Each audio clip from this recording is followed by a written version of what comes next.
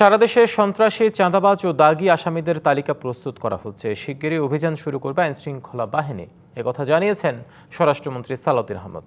Dhaka metropolitan police headquarters পরিদর্শন ঊর্ধ্বতন কর্মকর্তাদের সাথে মতবিনিময় সভা শেষে একথা জানান তিনি বলেন, নির্মোহ তালিকা করে অভিযান চালিয়ে সন্ত্রাসীদের আইনের আওতায় আনা হবে। এজন্য জনগণের সহযোগিতা চান মন্ত্রী। তিনি বলেন, একটা ফ্যাসিস্ট সরকার ব্যবস্থার মধ্যে ছিল বাংলাদেশ।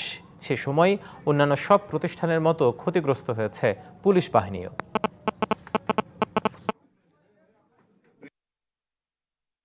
দেশব্যাপী বিশেষ করে ঢাকা থেকে আমরা শুরু করব।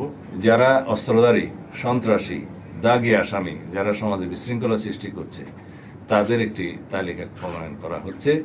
সেটা নির্মোহভাবে তালিকা প্রণয়ন করা হচ্ছে এবং আনবায়াস তালিকা প্রণয়ন করা হচ্ছে। সেটা আমরা স্ক্রুটিনি করে তাদেরকে আইনের আওতায় নিয়ে আসার ব্যবস্থা করব খুব শিগগির। কি বুঝলেন ভাই? অনলি যেটাই চাই।